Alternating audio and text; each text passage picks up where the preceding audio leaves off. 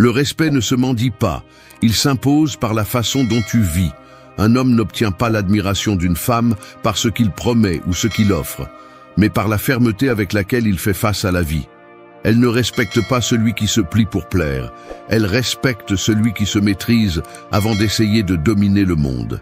Car le véritable attrait ne réside pas dans les flatteries vides ou dans l'attention désespérée, mais dans le calme que l'on maintient lorsque tout autour s'effondre, dans la discipline qui guide chaque décision et dans la cohérence qui ne se négocie avec personne.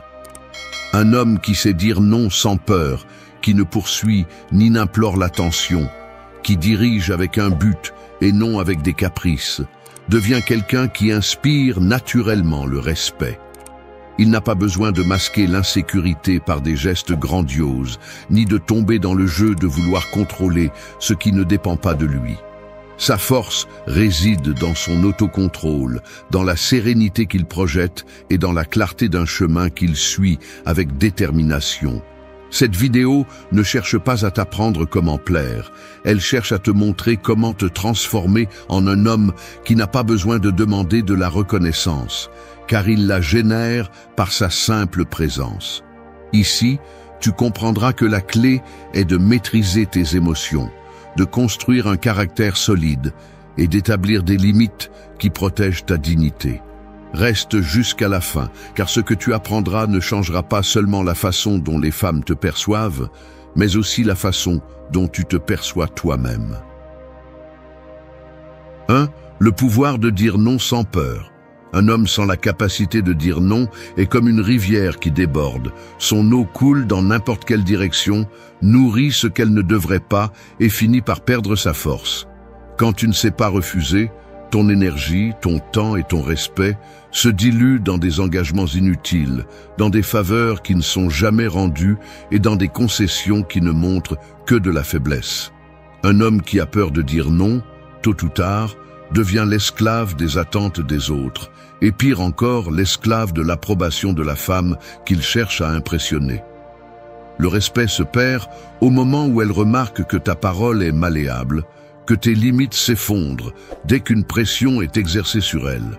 Dire non n'est pas un acte d'égoïsme, c'est un acte de maîtrise de soi. C'est la manière de montrer que ta vie a une direction et que tu n'es pas prêt à dévier pour n'importe quel caprice externe. Quand un homme répond par un oui automatique, ce qu'il transmet n'est pas de la générosité, mais de la peur de la confrontation et de la dépendance de l'acceptation d'autrui. La femme respecte celui qui sait fixer des limites, car ces limites sont le reflet de son caractère et de la clarté avec laquelle il défend son but. Elle comprend que derrière chaque non prononcé avec calme et fermeté, il y a un homme qui se valorise lui-même. Pour éviter de tomber dans l'erreur de toujours céder, le premier conseil est d'identifier tes priorités. Si tu ne sais pas ce qui est vraiment important pour toi, tu finiras par accepter n'importe quoi juste pour éviter de déranger. Pose-toi la question, est-ce que cela contribue à mon objectif ou m'en éloigne-t-il? Si cela n'ajoute rien, la réponse doit être non, sans besoin de justification excessive ni de longues explications. Ton non vaut plus quand il est simple et ferme, il n'a pas besoin d'ornement. Le deuxième conseil est de pratiquer l'inconfort. Dire non ne sera jamais facile, surtout si tu as passé des années à plaire. Commence par les petites choses, refuse les faveurs qui te volent du temps, évite les engagements sociaux qui ne t'intéressent pas, établis des horaires intouchables pour toi. La pratique te renforcera et avec le temps, ton refus cessera de se sentir comme une culpabilité et deviendra une habitude naturelle. Le troisième conseil est de prendre soin du ton. Il ne s'agit pas de crier ou de paraître agressif, il s'agit de parler avec sérénité. Un non dit avec calme pèse plus que 1000 excuses dites avec nervosité.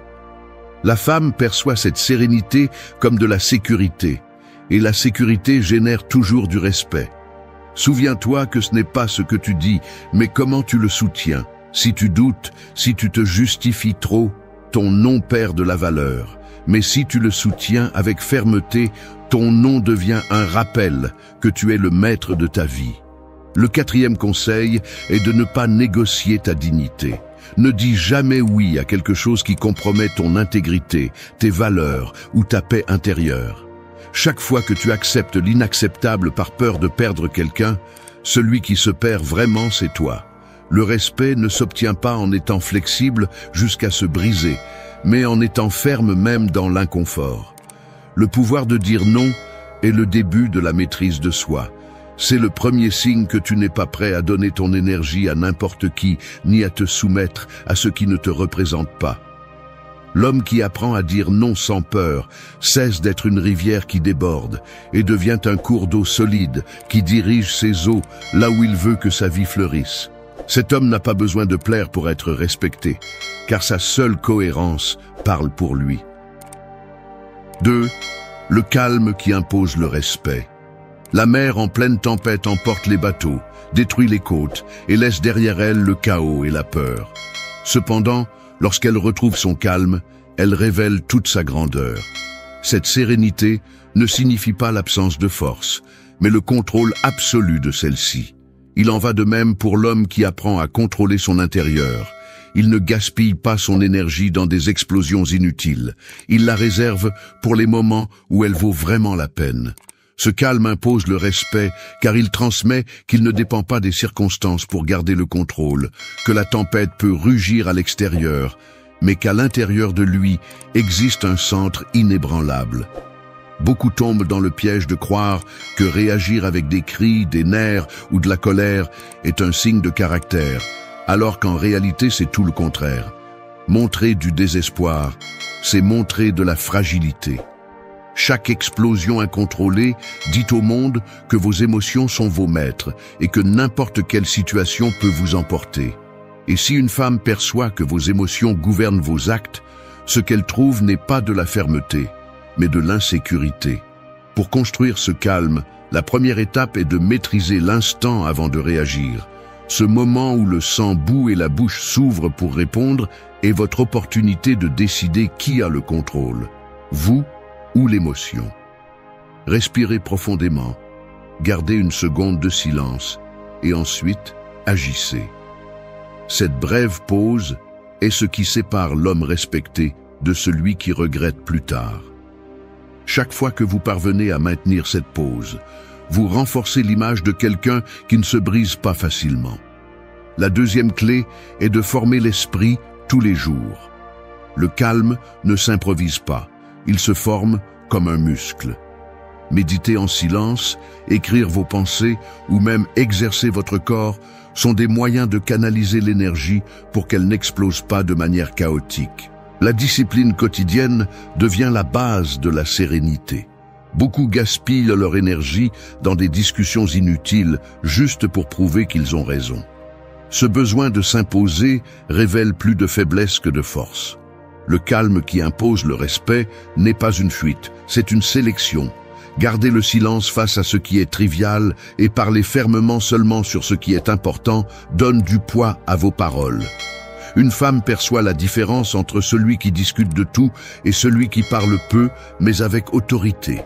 Le quatrième point se trouve dans votre langage corporel. La sérénité se voit autant qu'elle s'entend. Marcher sans hâte, maintenir le regard sans nervosité, parler d'un ton stable et posé sont des signes qui transmettent la sécurité. L'anxiété se trahit par des mouvements brusques, des voix tremblantes ou de l'impatience. Le calme dans votre corps renforce le calme dans votre esprit et projette le respect même sans besoin de mots. Être tranquille ne signifie pas permettre des abus ni être passif. Le vrai calme est le contrôle conscient de la force. La femme respecte celui qui sait se contenir, mais qui agit aussi avec décision lorsque la situation l'exige. La sérénité est une force contenue, une force qui n'a pas besoin d'exploser pour se faire sentir. L'homme qui garde son calme au milieu du chaos montre que son pouvoir ne dépend ni de l'opinion des autres, ni de la pression extérieure. Ce calme silencieux le transforme en une présence ferme, quelqu'un qui inspire confiance et sécurité. Comme la mer après la tempête, sa sérénité révèle qu'en lui existe une grandeur qui n'a pas besoin de bruit pour être respectée. 3. Un but plus fort que n'importe quel désir. La boussole ne se laisse jamais distraire par les lumières du chemin. Elle pointe toujours vers le nord, peu importe les distractions qui apparaissent autour. Cette constance est ce qui donne un sens au voyage, car sans un cap fixe, même le navigateur le plus habile finit par se perdre. Il en va de même pour un homme. Lorsqu'il vit guidé par un but solide, ses pas transmettent une direction et une force, mais lorsqu'il se laisse emporter par des désirs momentanés ou des caprices étrangers, il devient facile à manipuler. La femme perçoit immédiatement cette différence, car celui qui a un cap inspire confiance et respect, tandis que celui qui n'en a pas ressemble à un bateau à la dérive qui cherche l'approbation à chaque port. L'absence de but transforme beaucoup d'hommes en prisonniers de la validation. Ils se lèvent sans clarté, improvisent leurs objectifs et laissent n'importe quelle impulsion les contrôler. Ils cherchent à plaire avec des cadeaux, avec une attention excessive, avec des gestes désespérés, mais ce qu'ils montrent en réalité, c'est le vide. Le respect naît lorsqu'elle voit que ta vie ne tourne pas autour de son approbation, mais qu'elle est guidée par quelque chose de plus grand qu'elle-même. Le premier conseil pour construire ce but est de te connaître avec une brutalité honnête. Demande-toi ce qui motive vraiment ta vie, quelles sont les valeurs que tu n'es pas prêt à négocier et quels sont les objectifs qui valent ton effort quotidien. Sans cette clarté, n'importe quel désir sera suffisant pour te distraire. La femme respecte l'homme qui sait ce qu'il veut, car cette connaissance le rend stable et sûr, quelqu'un qui ne se perd pas dans le superficiel. Le deuxième conseil est d'établir des objectifs qui vont au-delà du plaisir immédiat. Celui qui vit seulement pour satisfaire des désirs momentanés montre qu'il n'a pas de contrôle sur lui-même. Le respect se gagne lorsque tes décisions révèlent que tu penses à long terme, que tu travailles sur des projets et des objectifs qui nécessitent de la discipline. Investir dans ton développement personnel, dans ta carrière, dans ta force physique et mentale montre que ton énergie est au service de quelque chose de plus grand que n'importe quelle impulsion passagère. Le troisième conseil est d'apprendre à sacrifier ce qui est attrayant mais inutile. Tout ce qui brille n'apporte pas à ton but. La capacité à renoncer à ce qui ne s'ajoute pas montre une force qui est perçue immédiatement.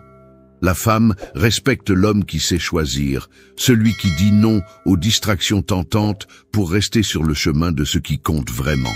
Cette capacité à prioriser est un signe de maturité et de maîtrise personnelle. Le quatrième conseil est de démontrer par des actions, pas par des mots. Il ne sert à rien de parler d'objectifs ou de rêves si tes actes quotidiens contredisent ce que tu dis. La cohérence entre ce que tu déclares et ce que tu fais est la base du respect. Un but se révèle dans la façon dont tu vis, pas dans la façon dont tu parles. La femme admire celui qui tient avec discipline ce qu'il promet, pas celui qui change de direction chaque fois qu'une nouvelle tentation apparaît. Le cinquième conseil est de comprendre que ton but ne doit jamais dépendre d'une autre personne. Le partager est valable, mais jamais le mettre entre les mains de quelqu'un d'autre. Si ton cap est défini par ce qu'elle approuve ou désapprouve, tu as déjà perdu l'autorité. Le respect naît lorsque ton but est si fort que rien d'extérieur ne peut le briser.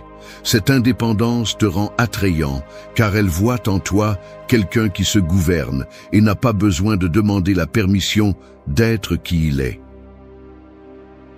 4. La valeur de ne pas chercher l'attention. L'ombre suit toujours celui qui marche, mais elle ne respecte jamais celui qui essaie de l'atteindre. Plus tu la poursuis, plus elle s'éloigne, et quand tu arrêtes de la chercher, elle reste naturellement derrière toi. C'est ainsi que fonctionne l'attention. Elle fuit celui qui la supplie, mais accompagne celui qui se concentre sur l'avancement sans dépendre d'elle. Un homme qui court après les regards, les éloges ou la reconnaissance devient prévisible, manipulable et faible. La femme le perçoit immédiatement, car personne ne respecte celui qui supplie pour ce qui devrait arriver seul.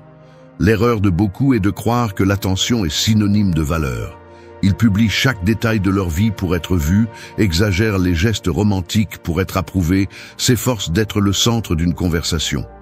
Mais cette recherche désespérée reflète un vide. Plus tu insistes pour être remarqué, plus tu transmets l'insécurité. Le respect naît de l'indépendance, de la capacité à montrer que ta vie a sa propre direction, même si personne n'applaudit. La femme ne respecte pas l'homme qui implore l'attention. Elle respecte celui qui démontre qu'il n'a pas besoin d'elle pour se soutenir. Le premier conseil pour éviter ce piège est de comprendre que l'attention est un effet, pas un objectif. Si ton but est d'être vu, tu finiras toujours par dépendre de l'extérieur.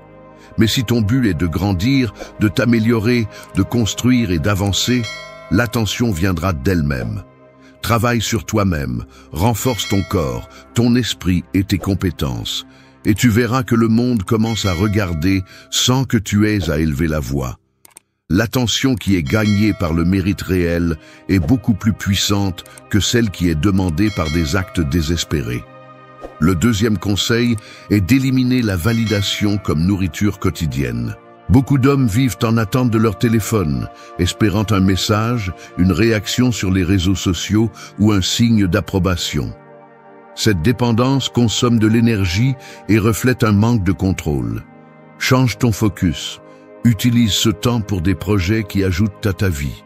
Lorsque tu réduis ton besoin de validation, ta valeur se multiplie, car tu n'es plus esclave de ce que les autres pensent ou disent. Le troisième conseil est de prendre soin de tes actions en présence de femmes. Une erreur courante est de surcompenser avec des gestes excessifs, des faveurs inutiles ou des paroles vides, juste pour gagner de la sympathie. Ce comportement ne génère pas de respect.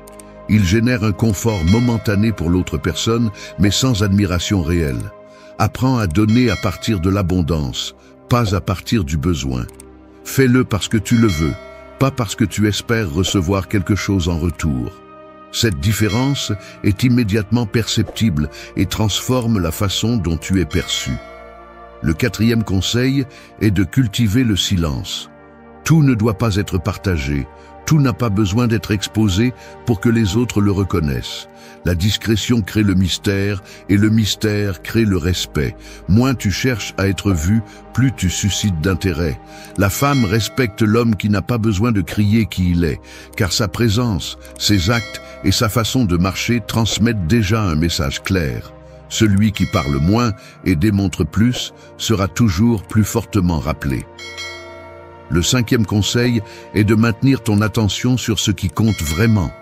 Arrête de gaspiller de l'énergie à essayer d'impressionner et concentre-toi sur ton but. L'attention véritable est gagnée lorsque les gens remarquent ta discipline, ta constance et ta capacité à avancer sans te distraire. 5. Les émotions sous ton contrôle, pas l'inverse. Le feu peut donner de la chaleur ou peut détruire une maison entière. Tout dépend de qui le manipule. Les émotions fonctionnent de la même manière. Elles sont de l'énergie pure. Mais si tu les laisses sans contrôle, elles ravagent ta vie, tes relations et ton respect. Une femme peut admirer la passion d'un homme, mais elle ne respectera jamais celui qui se laisse emporter par des impulsions qui le font perdre le contrôle. Parce que la force ne se mesure pas en cris, en accès de jalousie ou en explosion de colère, elle se mesure à la capacité de garder l'esprit ferme même lorsque le cœur brûle. L'erreur la plus courante est de penser que maîtriser ses émotions signifie les réprimer ou faire semblant qu'elles n'existent pas.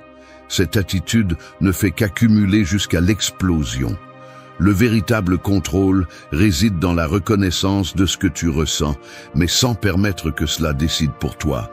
Lorsqu'un homme agit sous l'effet de la colère, de l'euphorie ou de la tristesse, il montre que sa volonté est faible. Le respect naît de la stabilité émotionnelle, de la sécurité que tu transmets lorsque ce que tu ressens ne te brise pas. Le premier conseil pour atteindre ce contrôle est d'apprendre à observer sans réagir. Lorsque l'émotion apparaît, ton premier instinct sera d'agir, mais c'est le moment où tu dois t'arrêter. Pose-toi la question, que se passerait-il si j'agissais maintenant? Que se passerait-il si j'attendais?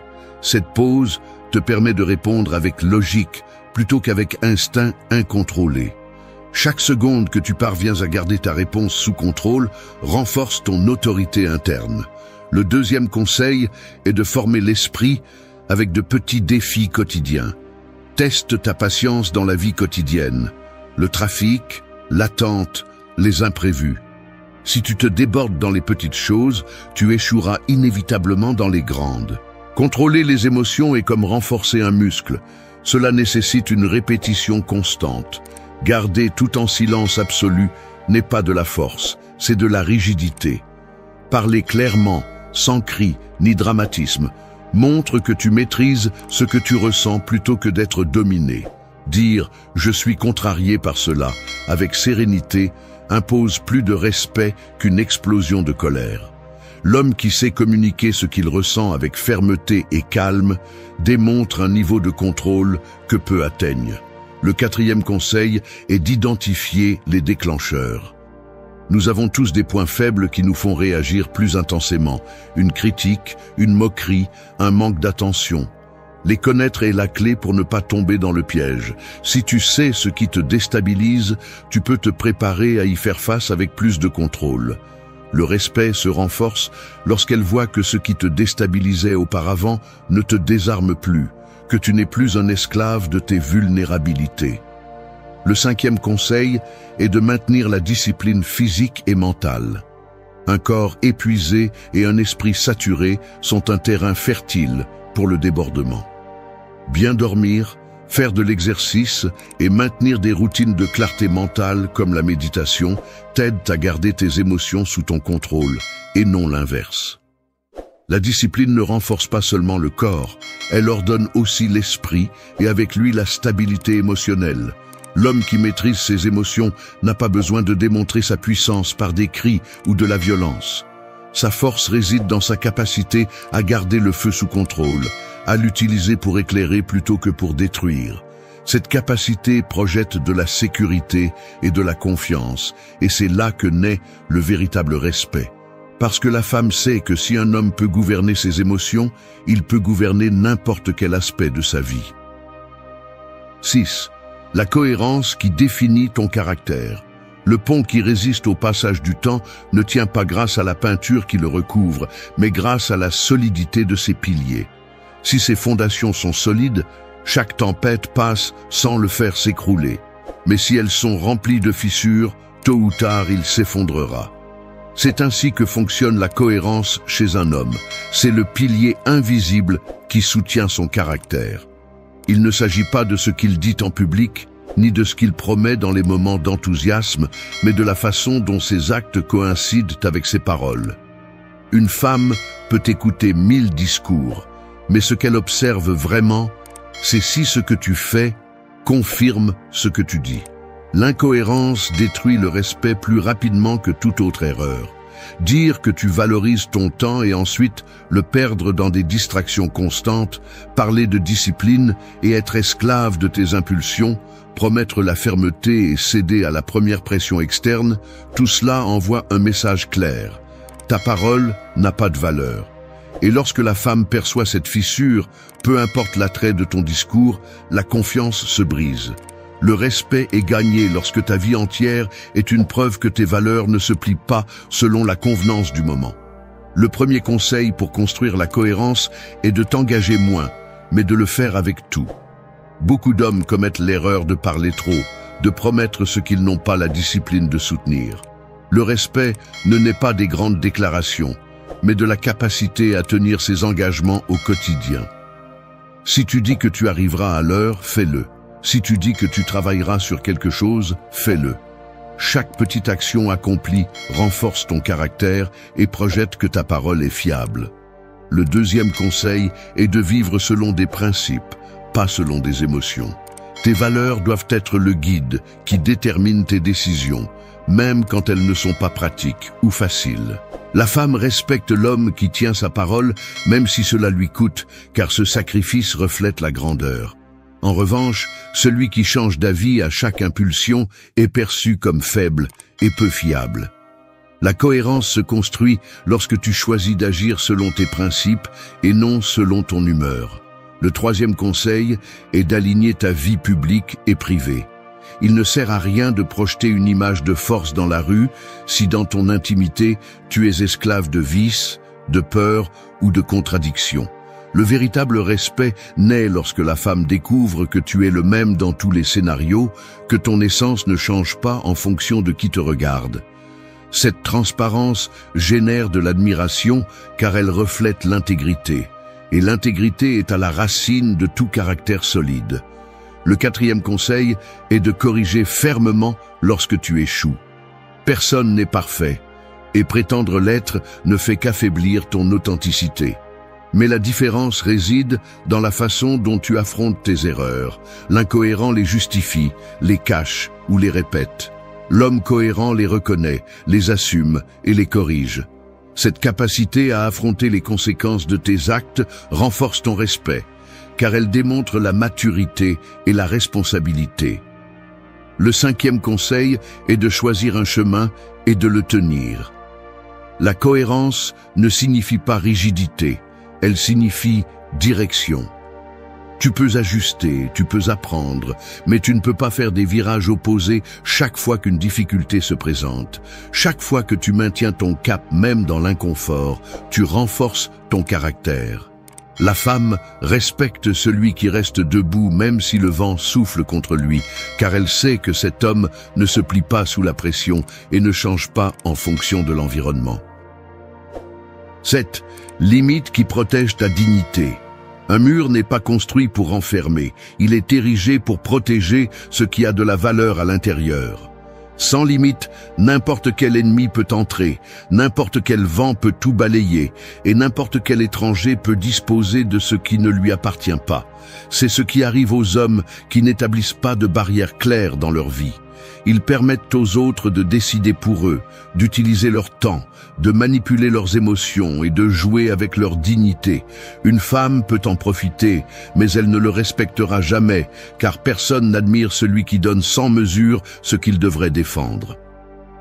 Les limites ne sont pas des murs d'arrogance, ce sont des expressions de respect de soi. Un homme qui ne sait pas dire jusqu'ici projette de l'insécurité et de la dépendance. Ce manque de fermeté le rend manipulable, quelqu'un qui préfère perdre sa valeur plutôt que de déranger quelqu'un d'autre.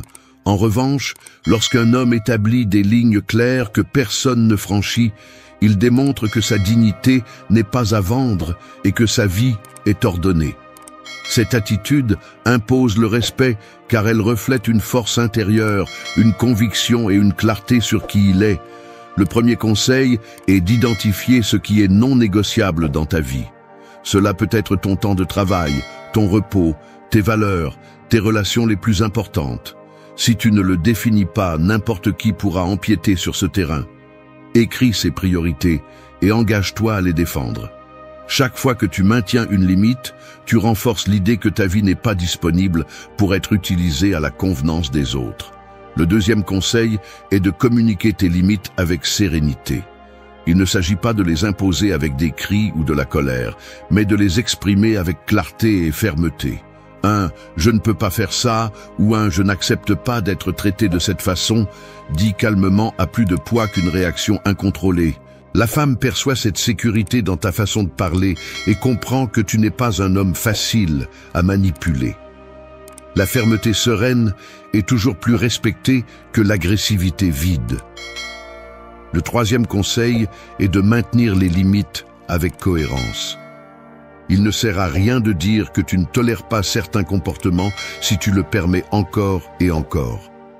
Chaque fois que tu cèdes à ce que tu as dit que tu n'accepterais pas, ta parole perd de sa valeur. Le respect se construit lorsque tes actions confirment que ta dignité n'est pas négociable. Même si au début quelqu'un se fâche, avec le temps, il comprendra que ta constance reflète un caractère solide. Le quatrième conseil est de ne pas craindre les pertes qui viennent avec les limites. Certains hommes permettent des abus, par peur d'être seuls, de perdre une relation ou de décevoir quelqu'un. Cette attitude détruit le respect, car elle démontre la dépendance. La réalité est que les limites filtrent ce qui ne te convient pas et attirent ce qui mérite vraiment d'être dans ta vie. Une femme peut s'éloigner si elle n'accepte pas tes limites, mais celle qui reste le fait parce qu'elle comprend que tu vaux plus que ce qu'elle peut manipuler. Les limites ne sont pas des chaînes, ce sont des murs qui protègent ta dignité. Un homme qui sait les établir ne se brise pas sous la pression et ne se rabaisse pas pour être accepté. Comme un mur solide, il reste debout parce qu'il comprend que ce qu'il garde à l'intérieur est trop précieux pour être donné à n'importe qui. Et cette valeur, cette clarté et cette fermeté sont celles qui éveillent le véritable respect pour que tu le comprennes. 8. Diriger ta vie avec une démarche assurée.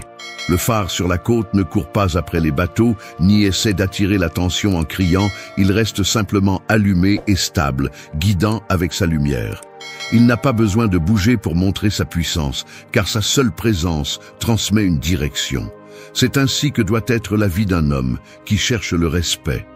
Ne pas mendier pour être suivi, mais maintenir clairement un cap que les autres reconnaissent sans avoir besoin de mots.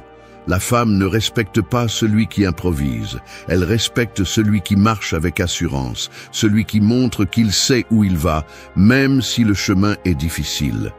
La confusion de beaucoup réside dans la croyance que diriger sa vie signifie contrôler les autres.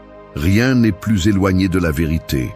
Celui qui essaie de manipuler et de dominer devient un tyran insécurisé qui cherche à compenser par le pouvoir ce qui lui manque de caractère. Diriger avec une démarche assurée signifie se contrôler soi-même d'abord, montrer que tes actions, ta discipline et ta constance ont un ordre et un but. Ce n'est qu'alors que tu peux inspirer le respect. Car personne ne fait confiance à celui qui se contredit, mais tout le monde observe celui qui se tient debout.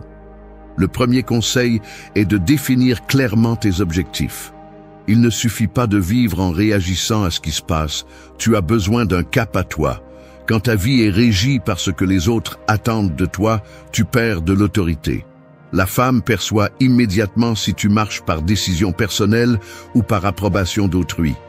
Fixe des objectifs qui reflètent ton essence et laisse ta vie parler à travers eux. Un homme avec une direction définie se distingue toujours parmi ceux qui errent sans direction.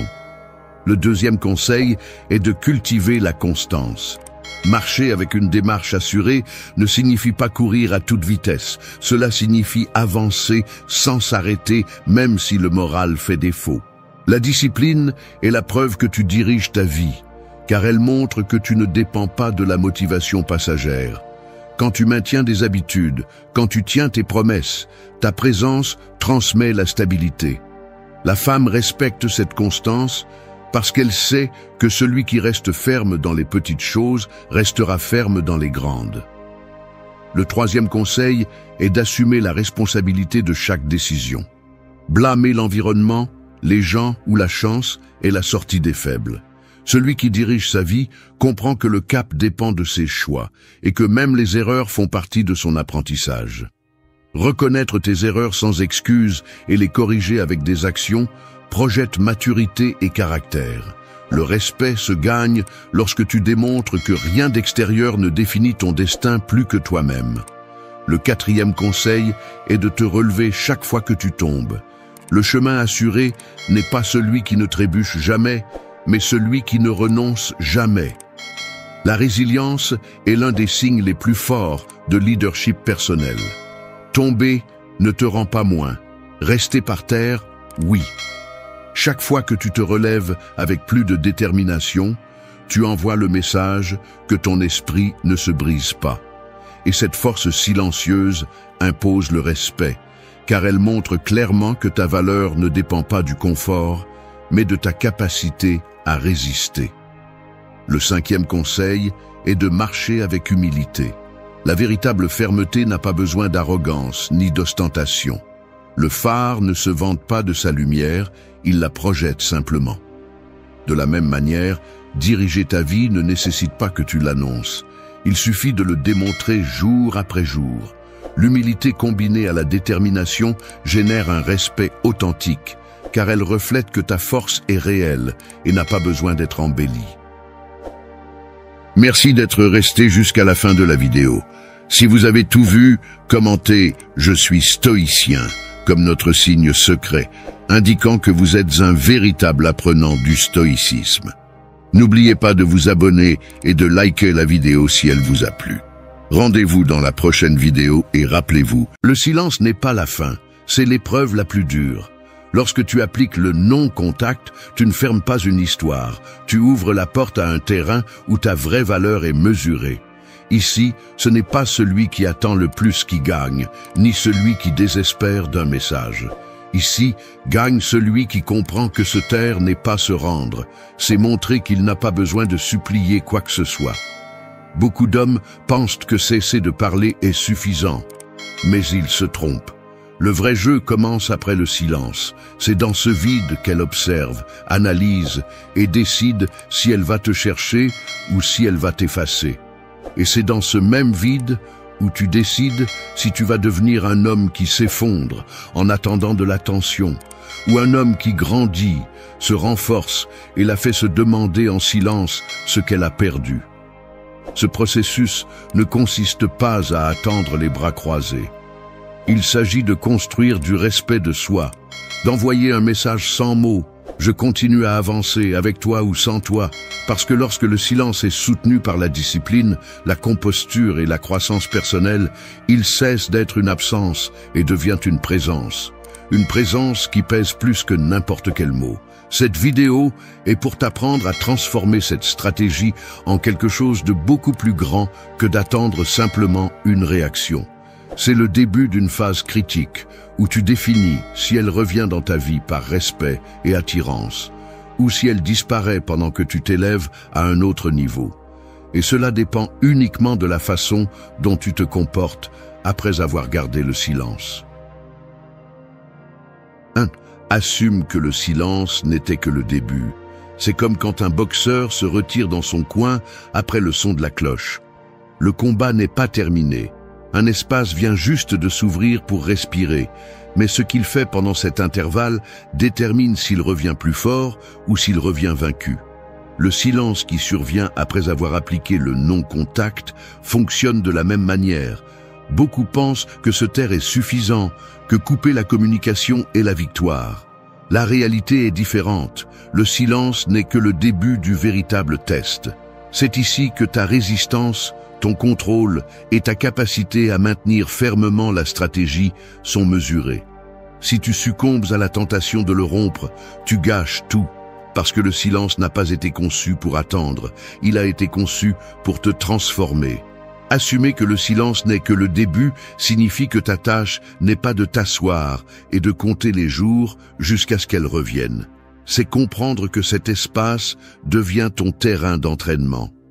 Ici, tu commences à renforcer ta discipline, à observer comment elle réagit sans que tu aies à lever le petit doigt et à rediriger l'énergie que tu investissais auparavant à la poursuivre pour construire quelque chose de plus grand. La plupart des hommes échouent parce qu'ils pensent que le silence est une astuce, un moyen de manipuler. Et cette mentalité est l'erreur qui les laisse sans respect, parce que si tu romps le contact à la recherche d'un signe, la seule chose que tu démontres est le besoin. Alors, comment éviter de tomber dans ce piège? La première chose est de redéfinir ton objectif. Le silence n'est pas pour la tester, elle, c'est pour te tester toi-même. Si tu l'utilises seulement comme un test pour voir si elle t'écrit, tu perdras. Mais si tu le comprends comme un entraînement pour renforcer ton caractère, chaque jour de silence te donnera du pouvoir. La deuxième chose est de combler le vide par des actions. Fais de l'exercice, lis, travaille sur des projets personnels, change tes routines, apprends des compétences. Reste tellement occupé par ton progrès que le contact avec elle cesse d'être une priorité. Un homme qui vit en attente du téléphone se détruit lui-même. Un homme qui utilise le silence pour se transformer devient quelqu'un d'impossible à ignorer. Tu dois aussi apprendre à résister à l'anxiété. Le silence est inconfortable parce que l'ego veut des réponses rapides. Mais c'est ici que ton calme parle plus que n'importe quel mot. Si elle met du temps à réagir et que tu restes calme, tu projettes de la valeur. Si tu te désespères et cherches des excuses pour le rompre, tu perds le respect gagné. C'est pourquoi établis un engagement avec toi-même, ne pas vérifier les réseaux sociaux, ne pas envoyer de messages indirects, ne pas chercher d'attention déguisée en hasard. Le contact zéro est radical parce qu'il t'oblige à faire face à la vérité. Et la vérité est qu'elle doit gagner à nouveau une place dans ta vie, pas l'inverse. Enfin, assume que le silence est le début d'un nouveau standard. Il ne s'agit plus de savoir si elle revient, mais si elle revient selon tes règles, avec ton respect intact. Ne pense plus que se taire est suffisant. Le silence doit devenir une déclaration de force. Je n'ai pas besoin de supplier, je n'ai pas besoin de convaincre, ma vie continue. Quand tu comprendras que chaque seconde de non-contact est un investissement en toi, tu arrêteras de le voir comme un sacrifice et tu le verras comme la stratégie qui sépare les hommes ordinaires des hommes de grande valeur. 2. Analyse ses mouvements avec calme.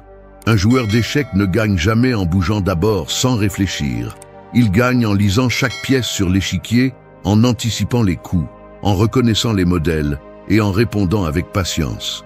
Après le non-contact, il en va de même. L'échiquier est le silence et la pièce que tu dois observer est elle. Sa réaction sera la clé qui montrera si le silence la touche vraiment ou si elle continue simplement sa vie comme si de rien n'était. L'erreur de beaucoup d'hommes est de se jeter à nouveau dans le jeu sans avoir étudié la position, et cette précipitation devient leur défaite. Analyser ses mouvements ne signifie pas être obsédé par chaque action, mais interpréter avec froideur ce qui se passe. Si elle essaie de se rapprocher avec des sous-entendus, avec des publications qui semblent conçues pour attirer ton attention, ou avec des messages déguisés en hasard, ce qu'elle fait est de mesurer si tu réponds toujours comme avant. Ne te précipite pas, ne réagis pas comme si c'était une bouée de sauvetage. Observe, respire et comprends que ces mouvements ne sont que des tests de ta résistance. Ici, le calme est ton arme la plus puissante. Il faut aussi apprendre à différencier les gestes réels des faux. Elle peut envoyer un message court, mais s'il n'y a pas de consistance ni de véritable intention de récupérer le lien derrière, alors cela ne signifie rien. Analyser calmement implique de ne pas donner de valeur immédiate à ce qui est superficiel. Beaucoup d'hommes pensent qu'une simple réaction sur les réseaux sociaux est un signe d'intérêt, et c'est là qu'ils tombent dans le piège de donner à nouveau leur pouvoir. Évite cette erreur. Observe les actions soutenues, pas les impulsions momentanées. Comment maintenir ce calme en pratique? D'abord, régule ton esprit. Si tu vérifies constamment ton téléphone en attendant son message, tu as déjà perdu. Une stratégie utile est de fixer des horaires spécifiques pour vérifier tes notifications et ne pas être lié toute la journée. De cette façon, tu réduis l'anxiété et tu entraînes l'autocontrôle. Deuxièmement, prends des notes mentales de ces modèles. Est-ce qu'elle communique seulement quand elle sent que tu t'éloignes? Est-ce qu'elle montre de la curiosité pour ta vie ou cherche-t-elle simplement une attention rapide?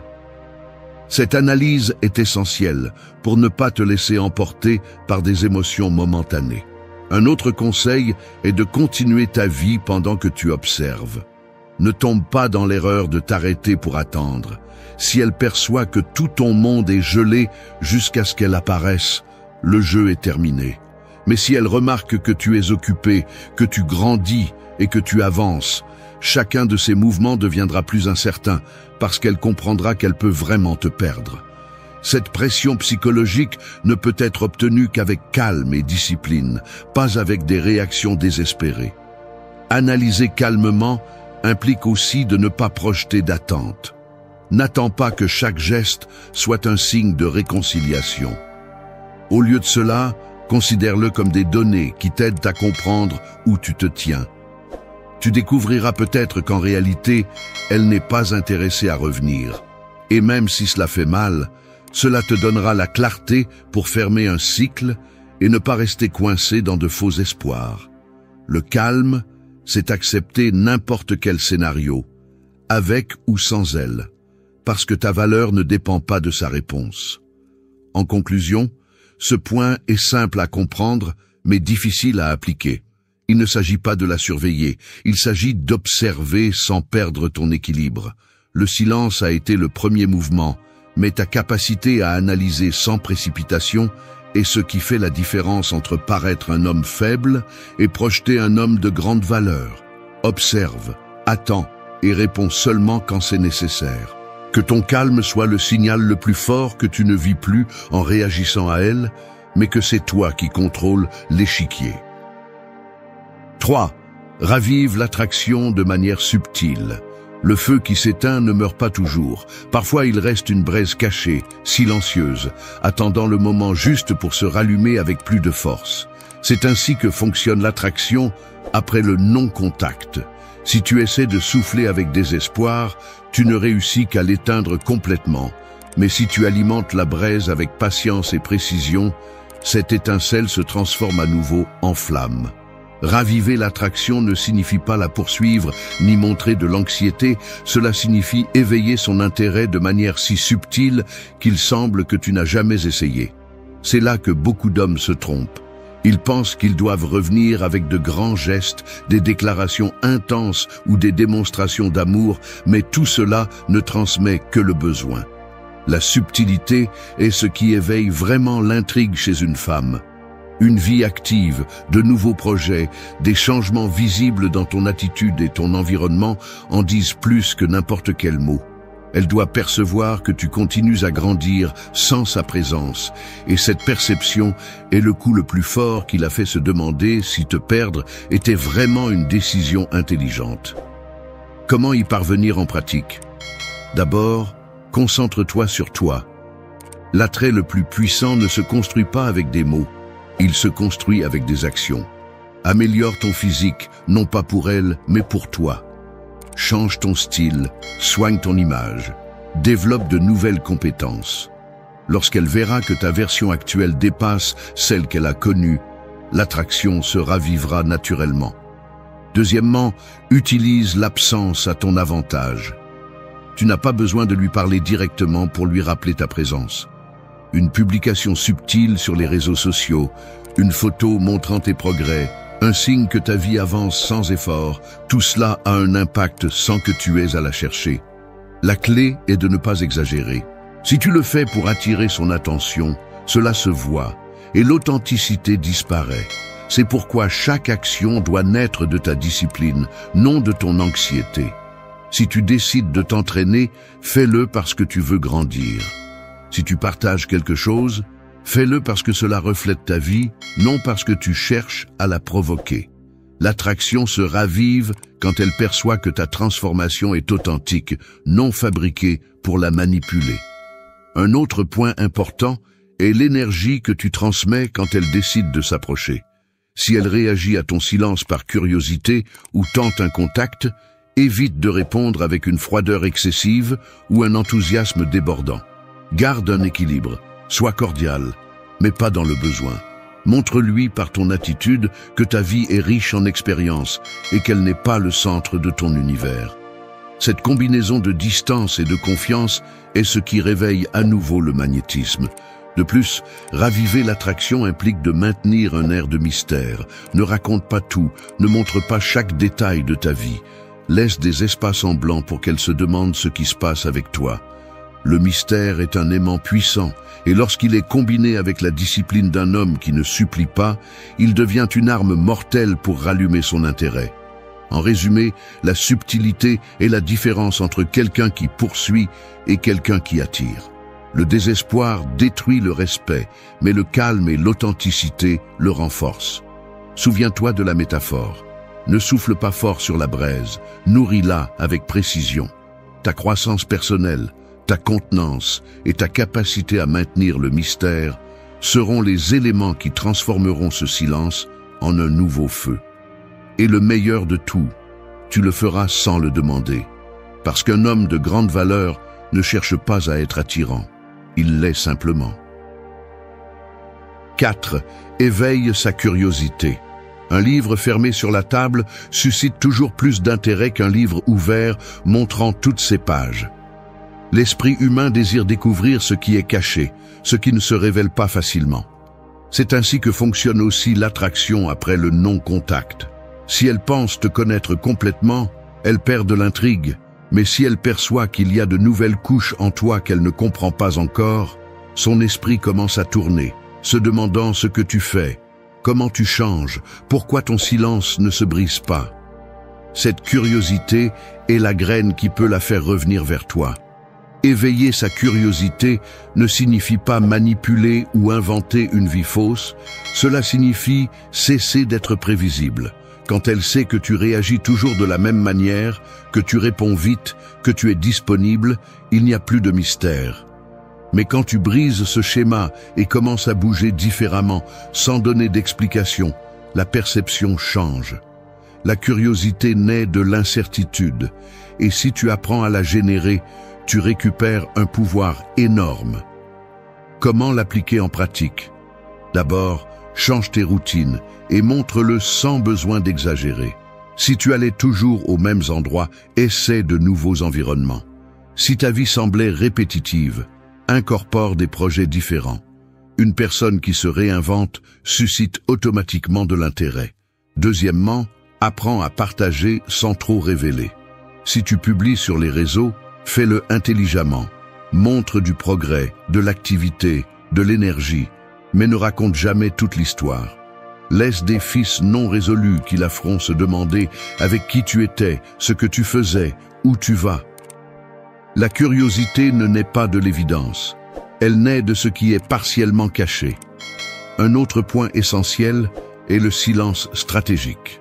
Lorsqu'elle essaie de te contacter, évite de tomber dans le piège de répondre immédiatement ou de donner de longues explications. Sois bref, direct, aimable, mais ne lui donne pas toute ton attention. Cela l'oblige à remplir les vides avec son imagination et c'est dans cet espace que l'intérêt grandit. La curiosité fonctionne parce que l'esprit déteste ne pas avoir de réponse claire et plus tu lui en donnes, plus elle pensera à toi. Tu dois également prendre soin de ton langage corporel et de ton énergie lorsque vous vous retrouvez. Ne montre pas d'anxiété ni n'agis comme si tu attendais cette rencontre. Projette du calme, de la confiance et une touche de mystère. Ne parle pas trop, n'essaie pas de justifier ton silence. Laisse simplement ton attitude suggérer que ta vie est à un point solide et qu'elle n'est le centre de rien. Ce contraste entre ce qu'elle connaissait de toi et ce qu'elle voit maintenant est ce qui éveille les questions qu'elle ne peut ignorer. Évite les erreurs les plus courantes. N'essaie pas de provoquer la jalousie de manière évidente. N'invente pas de faux succès. Ne publie pas seulement pour attirer son attention. Ces actes transparents détruisent ta crédibilité. La curiosité authentique naît lorsqu'elle perçoit de vrais changements dans ta vie, pas lorsqu'elle sent la manipulation. Sois authentique dans ton progrès et laisse les résultats parler d'eux-mêmes. En fin de compte, éveiller sa curiosité n'est pas tant pour elle que pour toi. Car lorsque tu deviens quelqu'un qui évolue constamment, qui ne reste pas coincé dans le passé, ta vie génère naturellement de l'intérêt. Elle peut revenir ou non, mais ta croissance continuera d'attirer des personnes et des opportunités. Et c'est la position de force que tu ne dois jamais perdre. Ne pas être un livre ouvert que n'importe qui peut lire, mais une histoire qui se développe à chaque page et que seuls les courageux ont le privilège de découvrir. 5. Maintiens la stabilité émotionnelle. Un bâtiment peut être haut, moderne et brillant, mais s'il n'a pas de fondation solide, un simple tremblement suffit pour qu'il s'effondre en quelques secondes. C'est ainsi qu'un homme fonctionne également après le non-contact. Tu peux projeter de la force, du mystère et de l'attraction, mais si ta stabilité émotionnelle se brise au premier mouvement de sa part, tout ce qui a été construit s'effondre. La véritable différence entre un homme ordinaire et un homme de grande valeur ne réside pas dans ce qu'il dit ou ce qu'il semble être, mais dans sa capacité à rester calme au milieu de n'importe quelle tempête. Lorsque tu appliques le silence, le plus difficile n'est pas de cesser de parler, mais de contrôler ce qui se passe en toi. L'anxiété, le besoin d'un signe, la tentation de briser les règles pour ressentir un soulagement immédiat. C'est cette bataille qui définit ton caractère. Maintenir la stabilité émotionnelle signifie que, même si elle met du temps à réagir, même si elle décide de t'ignorer, tu restes debout sans t'effondrer de l'intérieur. Comment y parvenir en pratique? D'abord, reconnais tes émotions au lieu de les nier. Le silence est inconfortable et il est normal de se sentir vide ou même effrayé. La différence réside dans le fait de ne pas laisser ces émotions diriger tes actions. Lorsque l'anxiété se manifeste, cherche des moyens de la transformer, fais de l'exercice, travaille sur ton développement personnel, consacre du temps à des projets qui te mettent au défi. Chaque fois que ton esprit veut courir vers elle, montre-lui un nouveau chemin vers toi. Deuxièmement, évite les déclencheurs qui alimentent ton instabilité. Ne vérifie pas ses réseaux sociaux, ne demande pas aux autres à son sujet, ne cherche pas des signes dans chaque geste. Ces habitudes ne font qu'augmenter ta dépendance émotionnelle et t'affaiblissent.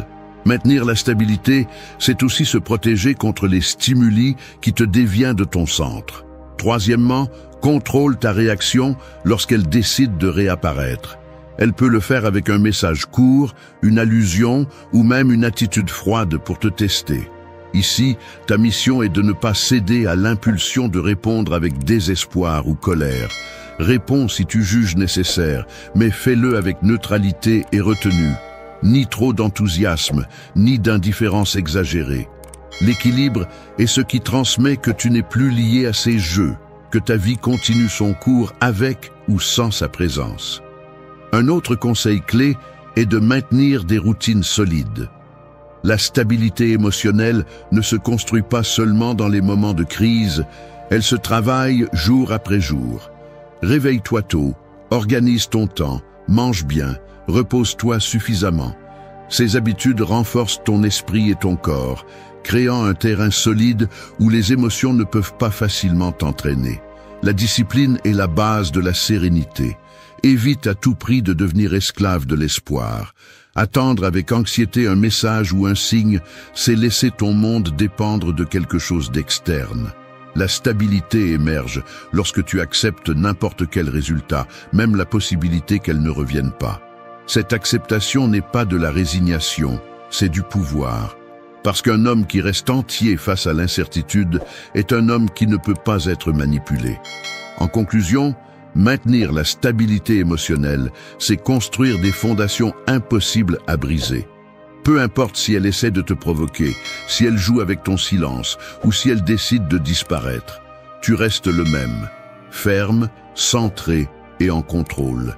Cette constance est ce qui suscite le plus de respect et d'attraction, car elle montre que ta valeur ne dépend de personne. En fin de compte, un homme de grande valeur ne se définit pas par ce qu'il réalise lorsque tout va bien, mais par la force qu'il maintient lorsque tout semble s'effondrer. 6. Exige la réciprocité. Un pont ne tient pas si une seule extrémité le supporte. Tôt ou tard, il se brise sous le poids. Il en va de même dans une relation. Si une seule personne donne, si une seule personne fait des efforts, si une seule personne maintient le lien, l'usure est inévitable. Après le non-contact, vient le moment où tu dois exiger la réciprocité, car la stabilité émotionnelle et le respect de soi ne servent à rien si tu acceptes de retourner à une dynamique où tout le poids repose sur toi. Un homme de grande valeur comprend que donner sans recevoir n'est pas de l'amour, c'est de la soumission. Et c'est une ligne qu'il ne doit jamais franchir. Exiger la réciprocité ne signifie pas imposer, manipuler ou réclamer avec colère. Cela signifie établir une norme ferme. Si elle veut une place dans ta vie, elle doit le prouver par des actions réelles, pas par des promesses vides ou des gestes superficiels. C'est ici que beaucoup échouent, parce qu'ils pensent qu'ils doivent accepter le minimum pour la récupérer. Et cette attitude les plonge dans un cycle de dépendance. Quand tu acceptes des miettes, tu deviens un homme oubliable, mais quand tu établis une norme claire, tu deviens quelqu'un de respecté. Comment appliquer cette leçon en pratique? D'abord, observe la qualité de ses actions. Te cherche-t-elle seulement quand elle sent qu'elle est en train de te perdre ou fait-elle un effort constant pour se reconnecter? Une réaction isolée ne suffit pas. Ce qui compte, c'est la constance. Si elle veut vraiment revenir dans ta vie, elle le montrera par un intérêt sincère, par du temps, par la volonté de t'écouter et par des changements visibles dans son comportement. S'il n'y a pas de réciprocité, le silence doit être maintenu, car revenir sans condition est un recul. Deuxièmement, évite de justifier son manque d'effort. Beaucoup d'hommes se trompent en disant « peut-être qu'elle est occupée, peut-être qu'elle a besoin de temps, peut-être qu'elle ne sait pas encore ce qu'elle ressent ». Ces excuses ne font que prolonger l'auto-tromperie. La réciprocité est simple. Si elle apprécie ta présence, elle le montrera. Si elle ne le fait pas, il n'y a plus rien à dire. Troisièmement, sois clair dans ton comportement. Il n'est pas nécessaire de faire des discours ou des avertissements. Ton attitude doit être celle qui fixe la norme. Si elle donne, tu donnes. Si elle fait des efforts, tu réponds. Mais si elle cherche seulement à recevoir sans rien apporter, garde tes distances. Cette cohérence est ce qui montre que tes règles ne sont pas négociables. Le respect se gagne lorsque tes actions sont fermes et constantes, pas lorsque tu cèdes au moindre stimulus. Un autre conseil important est de ne pas confondre réciprocité avec perfection. Il ne s'agit pas d'attendre qu'elle fasse tout comme tu l'imagines, mais qu'il y ait un équilibre juste. De petits gestes d'intérêt, une attention réelle, une disponibilité pour grandir ensemble sont des signes qu'elle comprend ta valeur. Ce que tu ne dois jamais accepter, c'est l'indifférence déguisée en affection ou le contact superficiel déguisé en engagement. Exiger la réciprocité est aussi une façon de protéger ton énergie. Tu ne peux pas dépenser ton temps ni tes émotions pour quelqu'un qui n'est pas prêt à investir la même chose. Si elle ne répond pas avec la même intensité, cela signifie qu'elle n'est pas alignée avec toi. Et même si cela peut faire mal, il vaut mieux le découvrir à temps que de te noyer dans une relation déséquilibrée.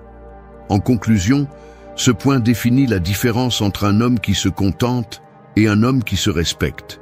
Si tu décides de rouvrir la porte, que ce soit à condition qu'elle marche aussi vers toi, ne mendie pas l'attention ni ne justifie le manque d'effort. Un lien réel se construit avec deux personnes qui donnent et reçoivent dans la même mesure. Si cet équilibre n'existe pas, ton devoir est de rester ferme, car la réciprocité n'est pas un luxe, c'est la base de toute relation saine. 7. Renforce ta croissance personnelle. Un arbre qui cesse de grandir commence à se dessécher de l'intérieur, même si de l'extérieur il semble toujours vert. Il en va de même pour un homme qui s'arrête après le non-contact. Il peut sembler calme, il peut maintenir le silence, mais s'il n'investit pas dans sa propre croissance, tôt ou tard, la faiblesse se fait sentir. Le véritable objectif de cette stratégie n'est pas qu'elle revienne, c'est que tu avances, que tu renforces chaque domaine de ta vie jusqu'à devenir quelqu'un d'aussi solide que personne ne peut ignorer ta valeur. L'erreur commune est d'utiliser le non-contact comme une pause pour attendre, au lieu de le voir comme un moteur pour évoluer. Un homme de grande valeur comprend que chaque jour de silence est une opportunité pour se renforcer. Si auparavant tu investissais de l'énergie à poursuivre, maintenant cette même énergie doit être dirigée vers toi. Parce qu'au final, ce qui suscite le plus d'attraction et de respect n'est pas le vide qu'elle ressent, mais le changement réel qu'elle voit quand elle te regarde à nouveau. Comment renforcer ta croissance personnelle en pratique?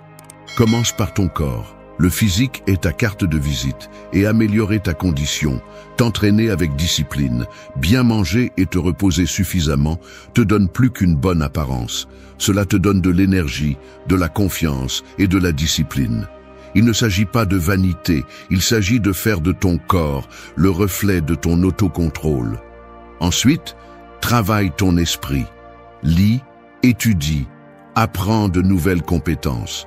Si auparavant ton temps était pris dans des disputes ou des pensées obsessionnelles, il doit maintenant se transformer en investissement de connaissances.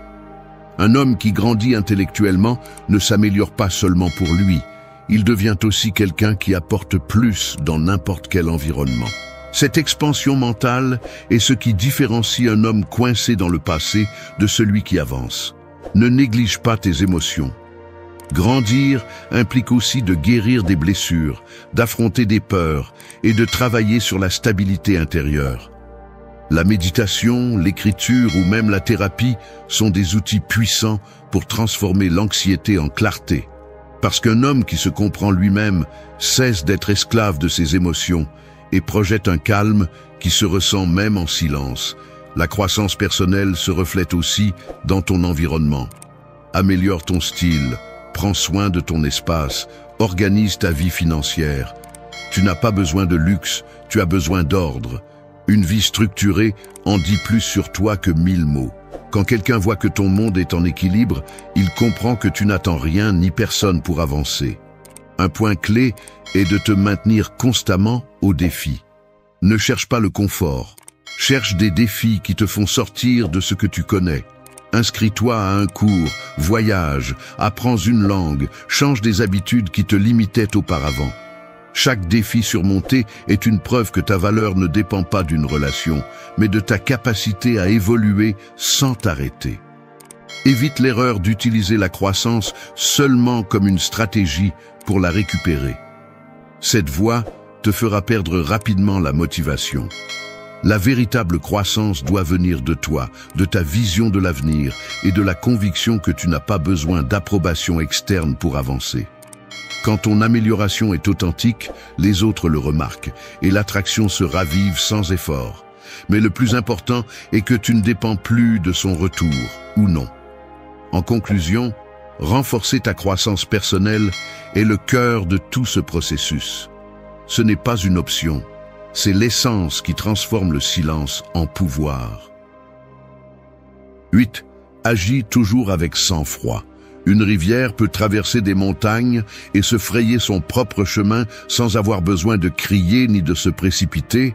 Elle le fait avec patience et fermeté, en maintenant son cours sans dévier, même si le terrain est hostile.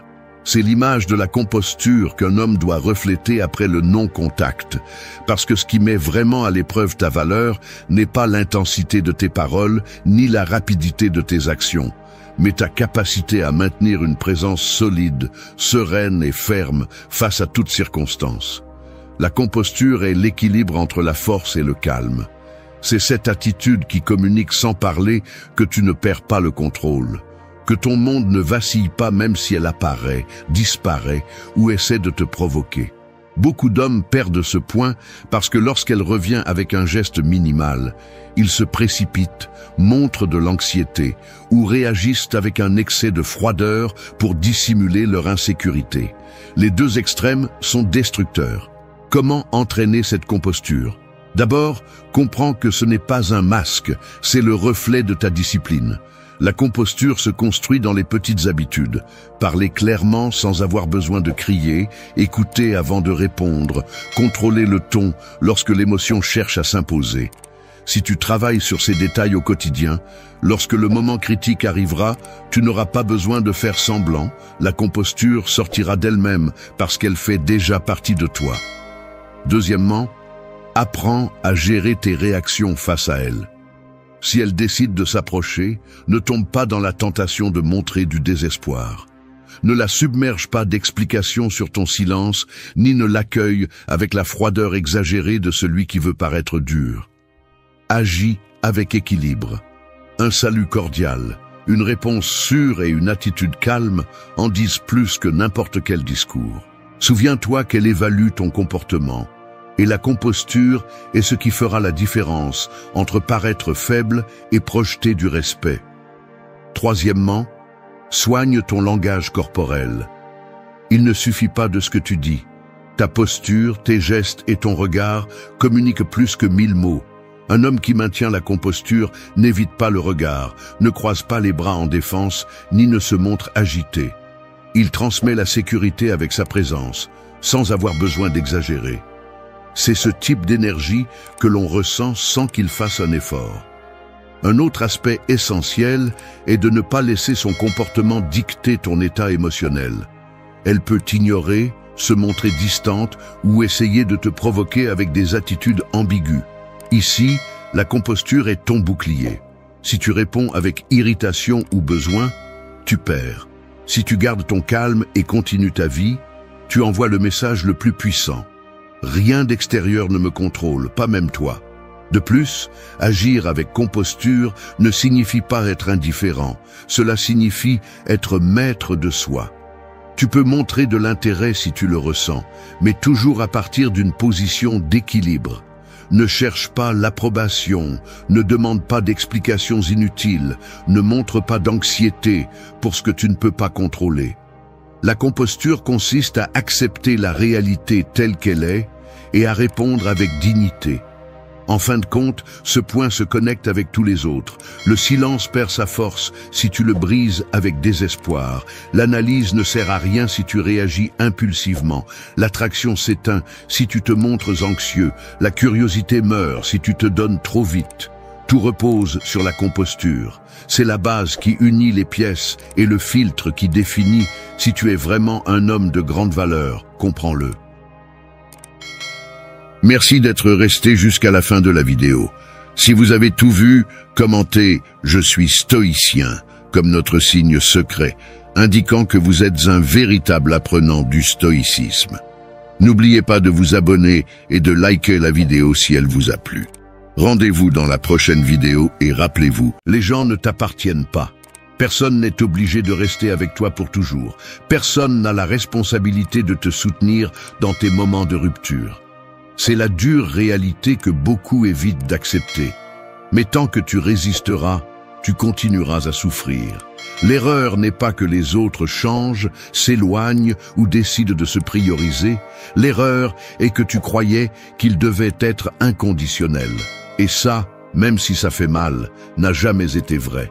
La souffrance naît lorsque tu remets ta paix entre des mains étrangères, lorsque tu construis ta stabilité sur l'idée que quelqu'un d'autre doit être ton soutien.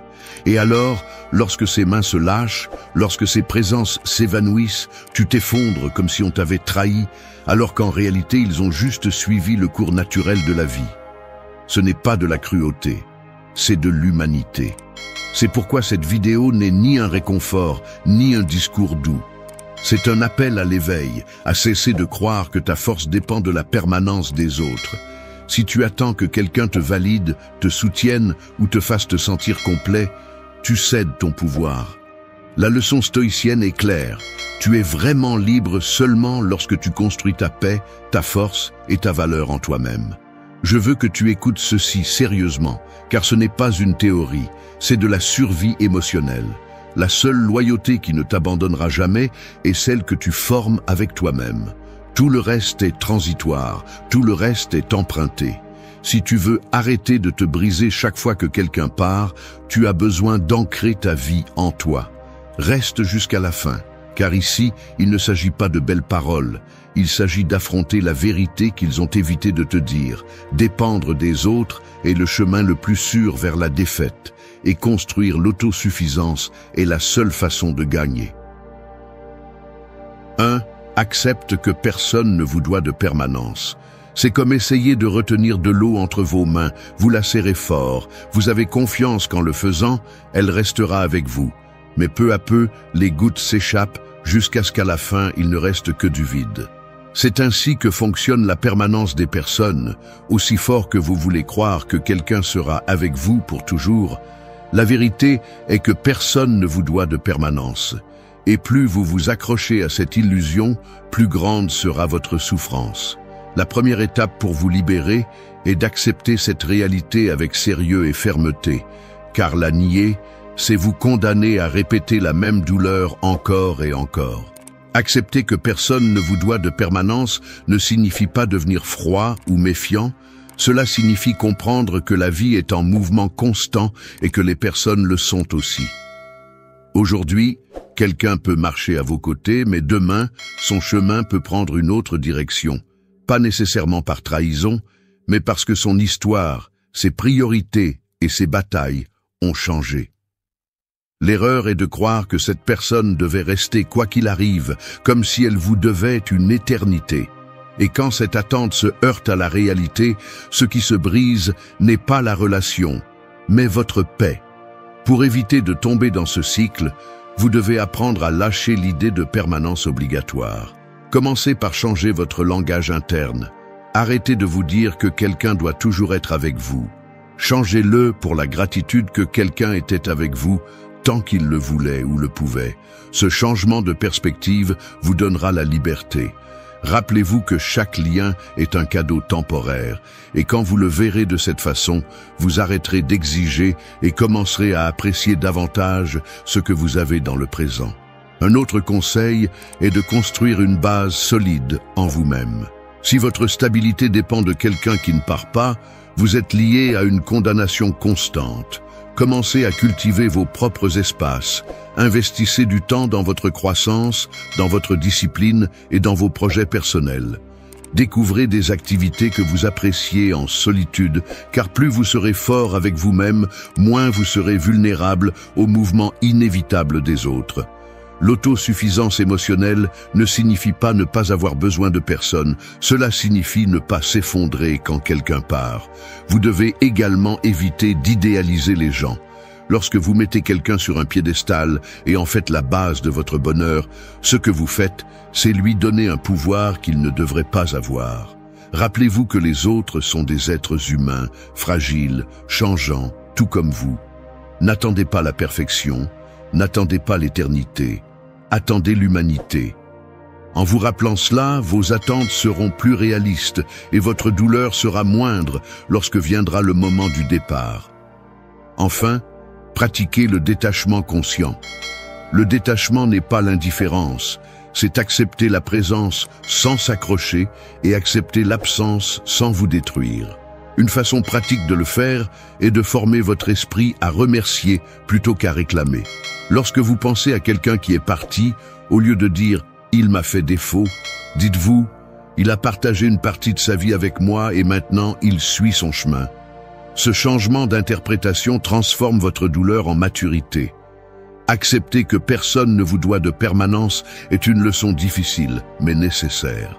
Chaque fois que quelqu'un part, ne le voyez pas comme une punition, voyez-le comme un rappel que votre paix ne peut pas dépendre de l'extérieur.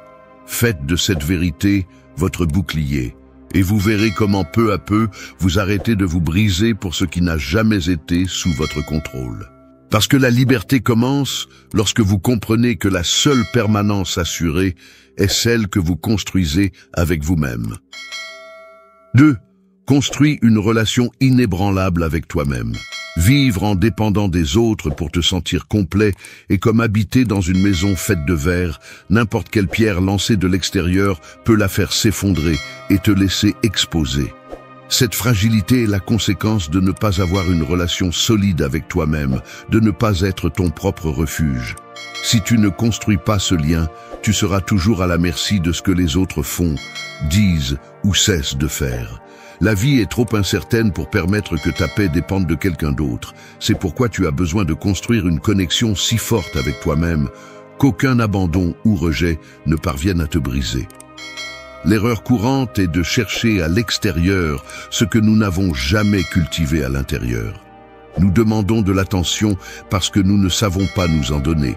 Nous exigeons de l'amour parce que nous n'avons pas appris à nous aimer. Nous attendons de la compagnie parce que nous ne supportons pas le silence d'être avec nous-mêmes. Cette dynamique devient une chaîne qui te lie à la dépendance émotionnelle. Si quelqu'un s'éloigne, ton monde s'effondre parce que tu n'as jamais appris à te soutenir seul. Et le plus dangereux, c'est que cette dépendance transforme ton besoin en faiblesse visible, et il y a des gens qui en profitent. La seule façon de te libérer est d'apprendre à être ta propre compagnie. Construire une relation inébranlable avec toi-même ne se fait pas avec des phrases vides d'estime de soi, mais avec des actions constantes. Commence par te consacrer du temps réel, pas les restes de ton emploi du temps.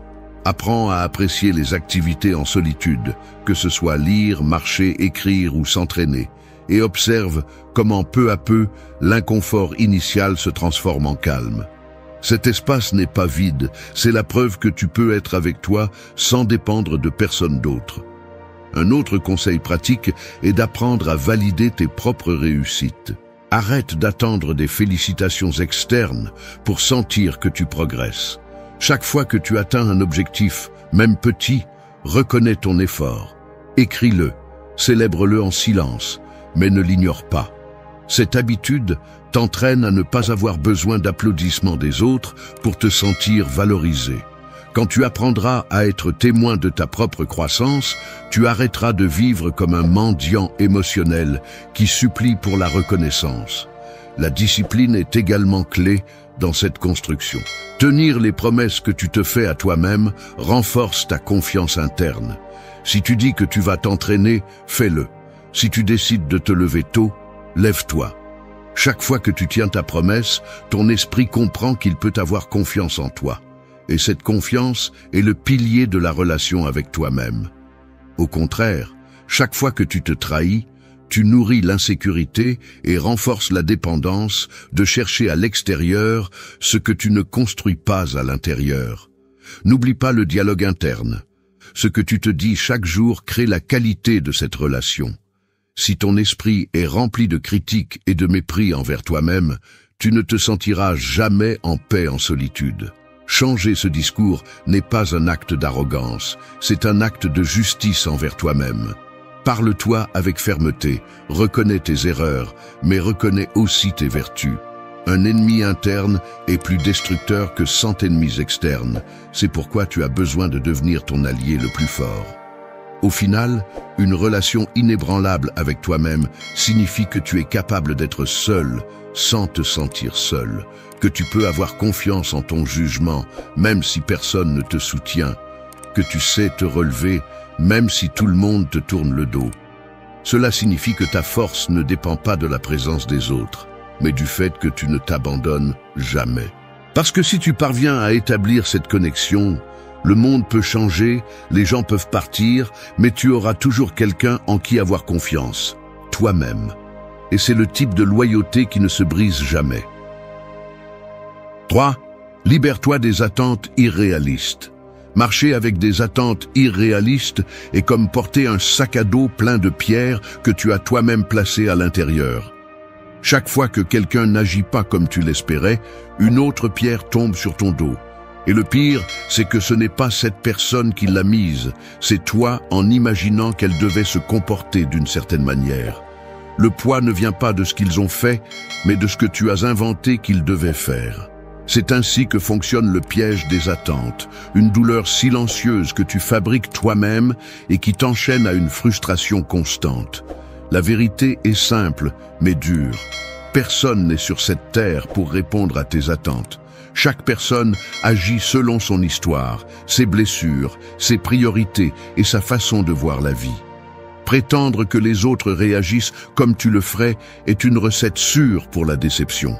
Il ne s'agit pas que les gens soient cruels, il s'agit qu'ils vivent dans une réalité différente de la tienne. Et plus vite tu comprendras cela, moins tu souffriras. Le premier conseil pour te libérer de ces attentes est de t'entraîner à observer.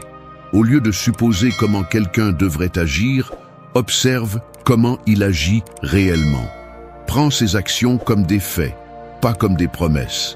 Cette pratique t'éloigne de l'illusion et te rapproche de la vérité. Quand tu apprends à voir les gens tels qu'ils sont, pas comme tu veux qu'ils soient, tu arrêtes de te remplir de frustration. Une autre étape fondamentale est d'ajuster ton langage interne. Chaque fois que tu penses « il devrait être là pour moi », remplace-le par « il peut être là pour moi s'il le veut ou s'il le peut ». Ce simple changement transforme une obligation imaginaire en une possibilité réelle. Il te libère du ressentiment et t'apprend à apprécier ce que tu reçois au lieu de réclamer ce que tu as inventé. Il est également essentiel de lâcher l'idée de réciprocité automatique. Croire que, parce que tu as donné quelque chose, l'autre personne doit te le rendre de la même manière, c'est te condamner à la déception. La vie ne fonctionne pas comme un échange juste de faveurs. Donne ce que tu veux donner, mais fais-le parce que ça vient de toi, pas parce que tu attends un retour garanti. Quand tu donnes sans attache, tu ne te sens pas floué si tu ne reçois pas la même chose. La pratique du détachement t'aidera à mettre tout en perspective. Si quelqu'un te déçoit, au lieu de dire « il m'a trahi », comprends qu'il a simplement agi selon sa nature et ses décisions. Cela ne signifie pas le justifier, cela signifie ne pas porter une douleur supplémentaire qui ne te concerne pas. Tu décides si tu transformes l'action de quelqu'un en une blessure éternelle ou en une leçon de maturité. Un exercice utile est de toujours te demander « est-ce que ce que j'attends dépend de moi ou de quelqu'un d'autre ?» Si cela dépend de toi, fais-le. Si cela dépend de quelqu'un d'autre, laisse tomber. Cette question répétée t'épargne des années de frustration, car elle te rappelle où se trouve ton véritable pouvoir. Non pas en contrôlant la volonté des autres, mais en dirigeant ta propre conduite. Te libérer des attentes irréalistes ne te rend pas indifférent, cela te rend réaliste. Il t'apprend à te lier à partir de la clarté, pas de la fantaisie. Et même si au début il est douloureux de lâcher cette illusion de contrôle, tu découvriras ensuite que ton cœur se sent plus léger, ton esprit plus libre et tes relations plus sincères. Parce que personne ne peut te donner la paix si ton sac à dos est plein de pierres que tu as toi-même mises, et personne ne peut te l'enlever plus que toi. La véritable liberté arrive quand tu arrêtes d'exiger que les autres respectent des scénarios qu'ils n'ont jamais signés et que tu commences à vivre avec gratitude pour ce qu'ils offrent réellement. 4. Fais du changement ton allié. Le changement ressemble à une tempête qui éclate sans demander la permission. Tu peux la maudire, courir te cacher ou rester paralysé en attendant qu'elle passe. Mais la vérité est que tôt ou tard, la pluie tombera et le vent balayera tout ce qui n'était pas solide. C'est la nature de la vie, rien ne reste intact. Les personnes, les lieux, les émotions et les circonstances se transforment avec ou sans ton consentement. Résister, c'est comme essayer d'arrêter la mer avec tes mains, c'est épuisant et inutile. Comprendre cette vérité est ce qui différencie ceux qui se brisent de ceux qui grandissent, car tandis que certains s'accrochent au passé, d'autres utilisent le changement comme moteur d'évolution. La plupart souffrent parce qu'ils interprètent chaque transformation comme une perte. Ils pensent que si quelqu'un change de direction, c'est un abandon, que si une étape se termine, c'est une catastrophe, que s'ils ne ressentent plus la même chose, c'est une trahison de leur identité.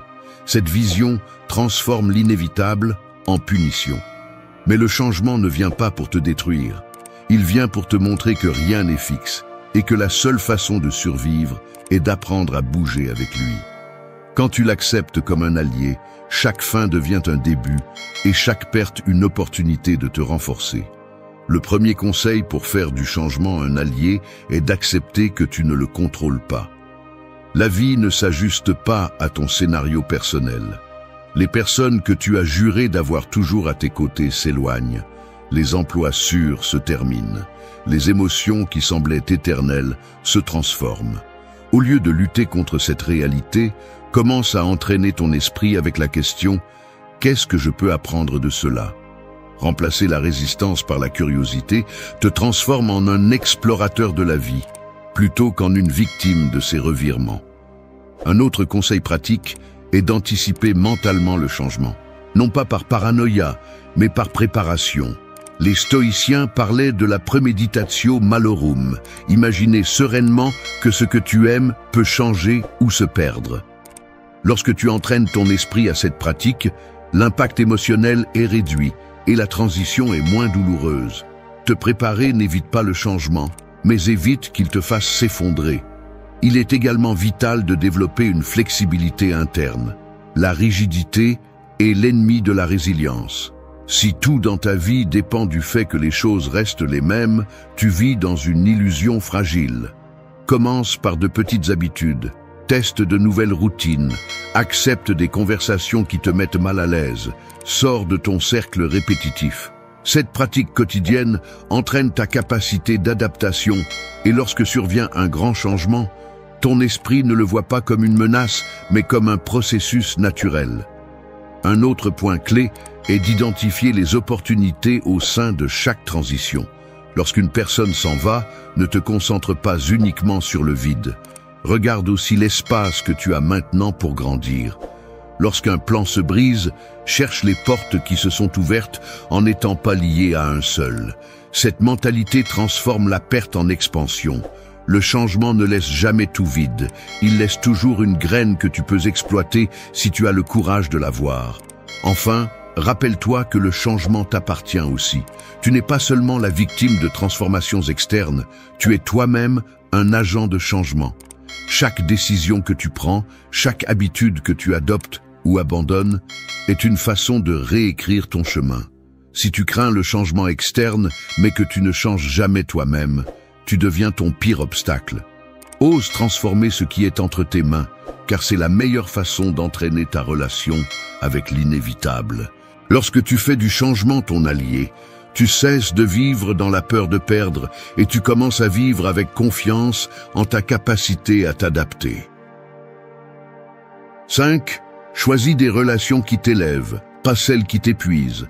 Être à côté de quelqu'un qui n'apporte rien est comme marcher avec les pieds attachés à un sac de sable.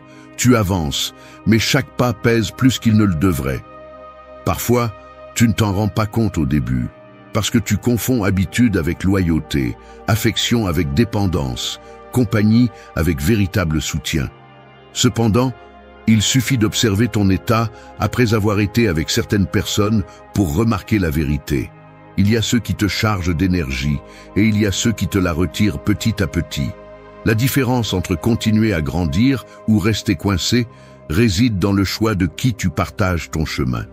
La réalité est dure, toutes les relations ne sont pas un refuge, certaines sont des tempêtes déguisées en compagnie.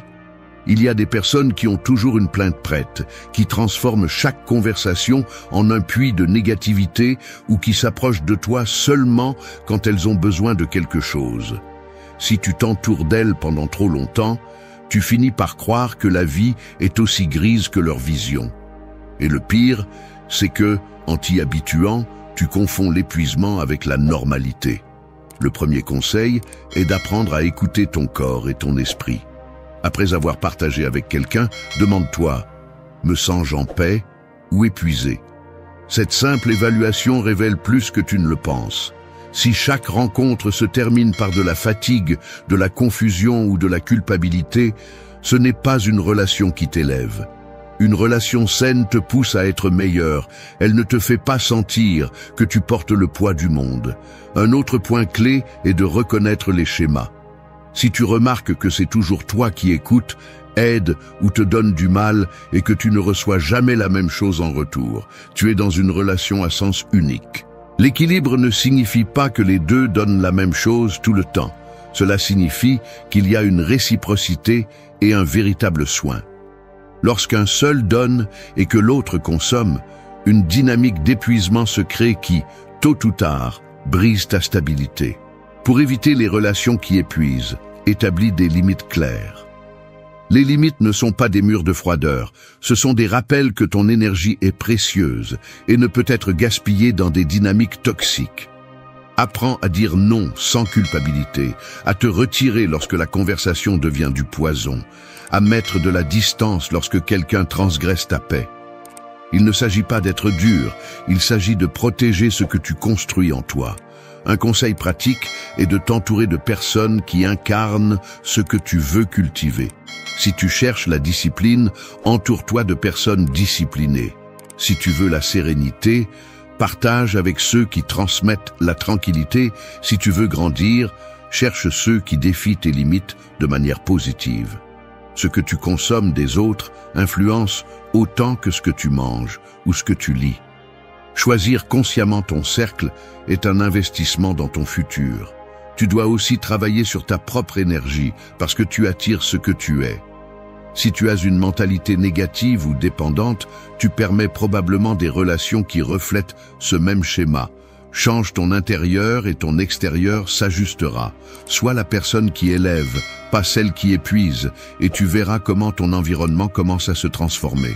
Au final, choisir des relations qui t'élèvent est une décision de respect de soi. Il ne s'agit pas de vivre seul ou de couper avec tout le monde, il s'agit de comprendre que ton temps et ton énergie sont trop précieux pour être gaspillés dans des connexions qui te laissent vide. Lorsque tu réussis à t'entourer de personnes qui t'inspirent, tu découvriras que progresser dans la vie ne doit pas se sentir comme porter un sac de sable, mais comme avoir le vent en poupe. Parce que grandir ne signifie pas être accompagné de n'importe qui. Cela signifie être accompagné de ceux qui t'aident vraiment à voler. 6. Arrête de chercher une validation externe. Chercher la validation des autres est comme courir après ton ombre. Tu peux avancer, accélérer, même t'épuiser, mais tu ne réussiras jamais à l'attraper parce qu'elle n'est pas faite pour te soutenir. C'est ainsi que fonctionne l'approbation externe, un reflet qui semble donner un sens à ton effort, mais qui disparaît dès que la lumière change. Et plus tu en dépends, plus tu te sens vide quand elle n'arrive pas, parce qu'au fond, tu n'as rien construit en toi. La plupart des gens sont pris dans ce piège. Ils publient, agissent, parlent et décident dans l'intention de recevoir un j'aime, une félicitation ou un geste de reconnaissance. Ils pensent que leur valeur dépend de combien ils sont validés, comme s'il existait un tribunal invisible évaluant chaque mouvement.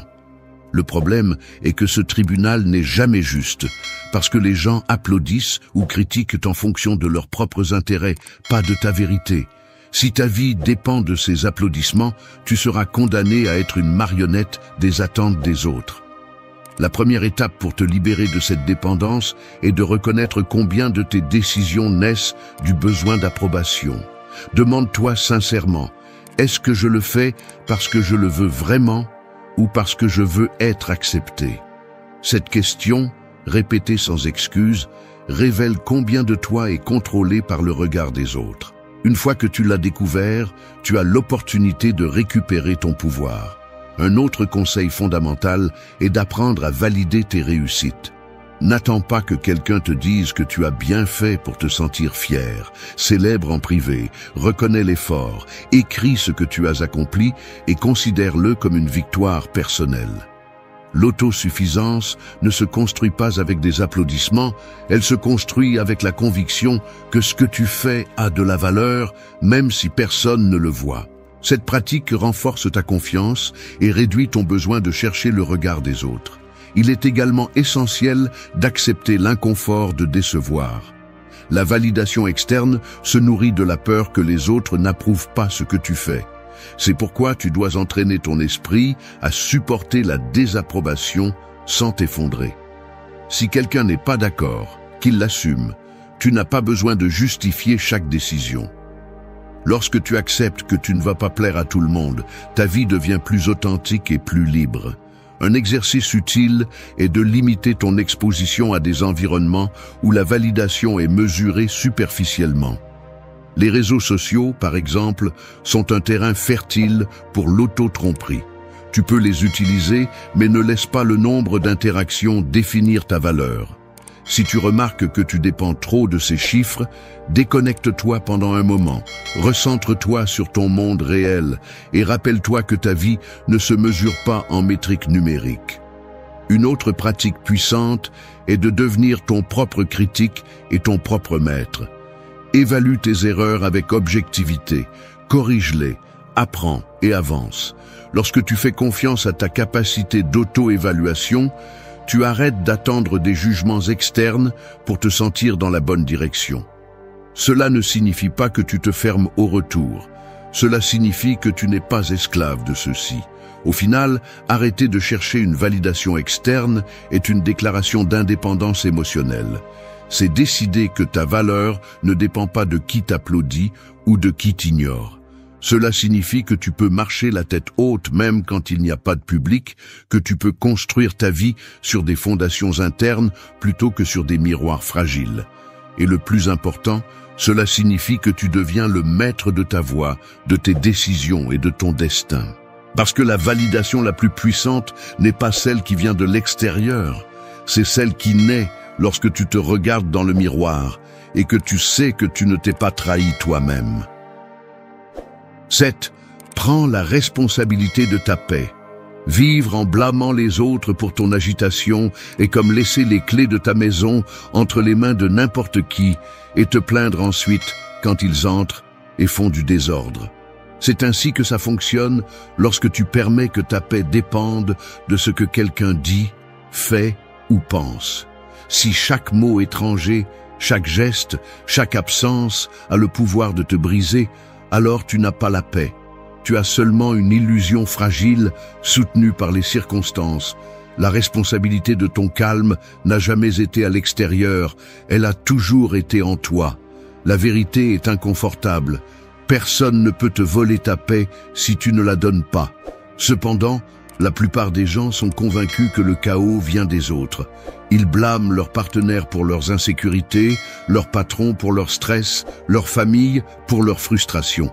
Et bien que l'environnement ait une influence, ce qui définit ta stabilité est la façon dont tu décides de réagir. C'est la partie que beaucoup ne veulent pas accepter, car prendre en charge sa propre paix signifie arrêter de trouver des excuses et commencer à regarder à l'intérieur. Le premier conseil pour assumer cette responsabilité est d'apprendre à observer tes réactions. Chaque fois que tu ressens de la colère, de la tristesse ou de l'anxiété, arrête-toi et demande-toi « Quelle part de cela dépend de moi ?» Cette question brise l'automatisme de blâmer et te redonne le contrôle. Tu ne peux peut-être pas empêcher quelqu'un de critiquer, mais tu peux décider combien de sa critique tu permets d'entrer. Tu ne peux peut-être pas changer une situation externe, mais tu peux choisir l'interprétation que tu lui donnes. Cette différence est ce qui sépare celui qui coule de celui qui reste ferme. Une autre étape essentielle est de construire des habitudes qui protègent ton calme.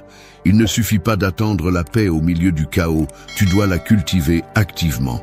Consacre des moments de la journée à la méditation, à la lecture ou à l'exercice, car ces pratiques entraînent ton esprit à résister à la tempête. La paix n'apparaît pas de nulle part, elle s'entraîne comme un muscle. Et plus tu la pratiques au quotidien, plus il sera difficile pour quelqu'un de la briser en un instant. Il est également important d'apprendre à poser des limites claires. Souvent, tu perds la paix, non pas parce que quelqu'un te la prend, mais parce que tu permets qu'il envahisse ton espace. Dire non, te retirer d'une conversation toxique, rompre avec des dynamiques qui finissent toujours en conflit, sont des décisions qui protègent ta stabilité. Tu ne peux pas contrôler les autres, mais tu peux contrôler l'espace que tu leur accordes dans ta vie. Un conseil pratique est d'écrire un inventaire de ce qui vole ta tranquillité. Fais une liste de personnes, d'habitudes ou de situations qui finissent toujours par épuiser ton énergie. Une fois identifié, établis des stratégies pour réduire leur impact. Si une personne génère toujours du chaos, limite le contact.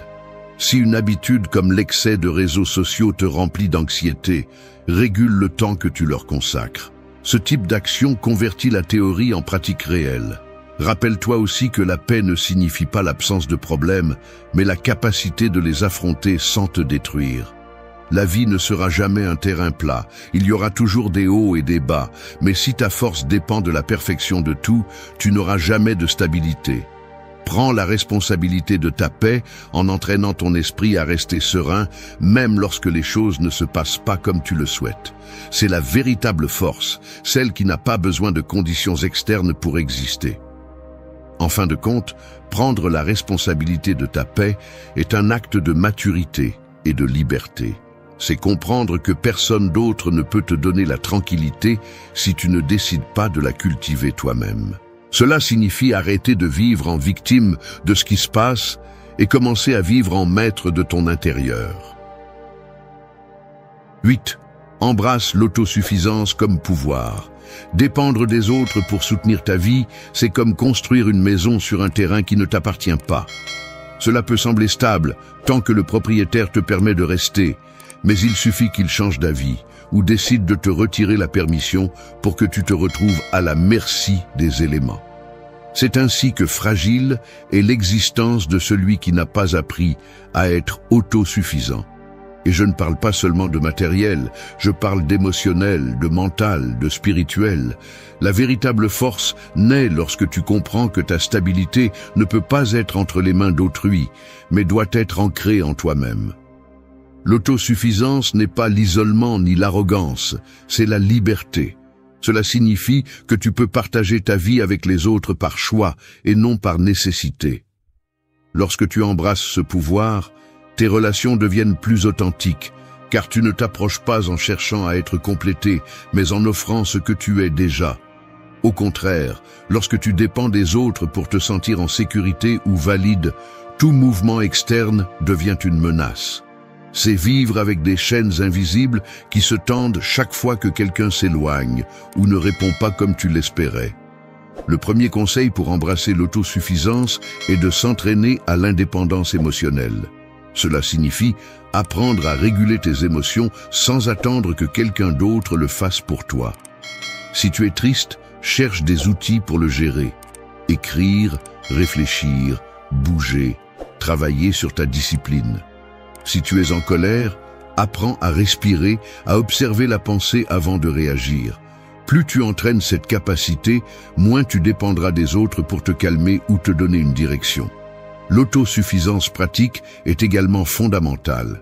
Savoir organiser ta vie, gérer ton temps, prendre soin de ton corps et de tes finances.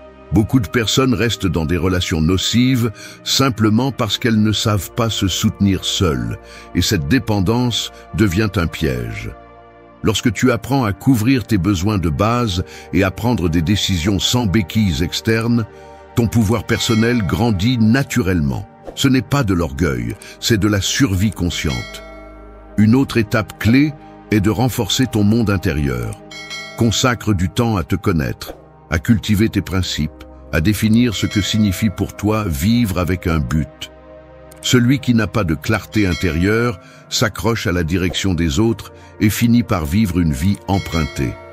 L'autosuffisance comme pouvoir naît d'avoir une boussole interne, de savoir ce qui est non négociable pour toi et de rester fidèle à cela même lorsque personne d'autre ne l'approuve.